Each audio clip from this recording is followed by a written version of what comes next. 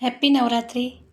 मैं NWM master doctor Sangeeta Pradeep Bhagwat NWM life style improvement centre से आपसे बात करती हूँ। आज नौवा नवरात्रा है और आज माता सिद्धिदात्री की पूजा अर्चना होती है।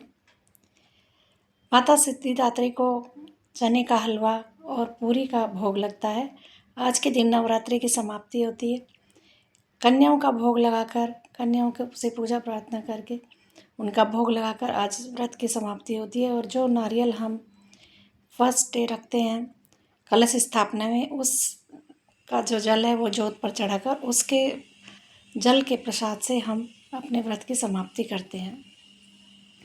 आज माता को लाल रंग की चुन्नी या लाल रंग के वस्त्र, जो भी श्रद्धा है आपकी, वो चढ़ते हैं। और जो सुहागिनें हैं वो माता को आज सुहाग की चूड़ियाँ और सिंदूर वगैरह जो भी सामग्री, जो भी सामान जिससे जितना श्रद्धा भाव से बनता है उतना माँ को आज भेंट स्वरूप या कहें कि थैंक यू बोलने के लिए उनको ये सब चीज़ें हम समर्पित करते हैं। और जो हमारी कुंवारी कन्याएं हैं वो भी माता से आज प्रार्थना करती हैं कि उन्हें भी अच्छे वर की प्राप्ति हो और वो भी अगले साल इसी तरह से सुहाग का जोड़ा माता को चढ़ाएं। तो इस तरह से आज के व्रत की समाप्ति होती है। और आज जो हमारी देवी हैं, आज की देवी जैसे इनका नाम ही है सिद्धिदात्री, तो ये अष्ट सिद्धि देने में सक्षम है और हम सबको अष्ट सिद्धि देती हैं। और एक कथा है, कहा जाता है कि भगवान शिव ने भी उनकी घोर तपस्या करके अष्ट सिद्धि की प्राप्ति की थी और माता ने प्रसन्न होकर इन्हें सिद्धियाँ दे दी। और तभी से भगवान शिव को अर्धनारीश्वर की सिद्धि मिली और अर्धनारीश्वर वो कहलाए।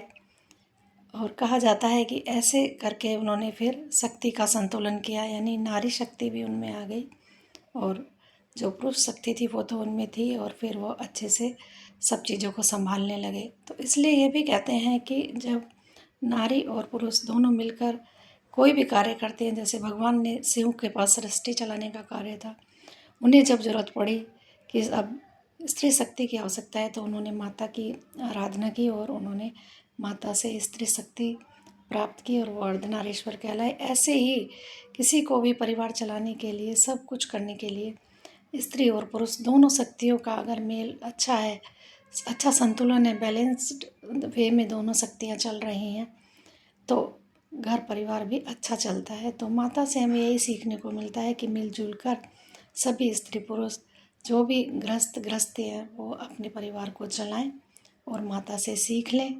और माता का ये आज का जो रूप है ये हमें ये भी सिखाता है कि जब हम सब चीज़ें करके, जैसे पढ़ाई से लेकर जो बीच में हमने सिद्धियां प्राप्त की हैं, जो भी हमने अपने जीवन के उतार चढ़ाव देखे हैं, जैसे माता ने इतने सारे युद्ध जीते, पहले शक्तियां ली, फिर युद्ध जीते और उसके बाद में धीरे धीरे से शांत होने लगी, बच्चों का लालन पोषण किया, शांत होने लगी। और अब बाद में आकर जब उन्होंने सारी शक्तियाँ ग्रहण कर ली और सिद्धिदात्री हो गई, तब वो इतने शांत स्वभाव में आई कि आज वो कमल के फूल पर विराजमान है।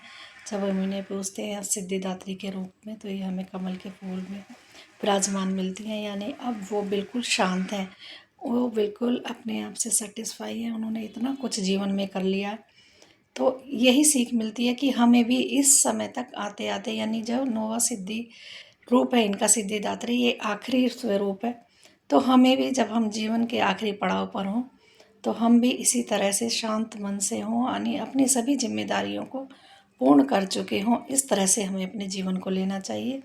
और अंत में पूरे शांत भाव से, शांत मन से परमात्मा के ध्यान में रहना चाहिए, आध्यात्मिक शक्तियों की तरफ हमें बढ़ना चाहिए। तो थैंक यू फ्रेंड्स, वीडियो को अच्छी लगी हो तो लाइक करें, शेयर करें और चैनल को सब्सक्राइब करें। Thank you.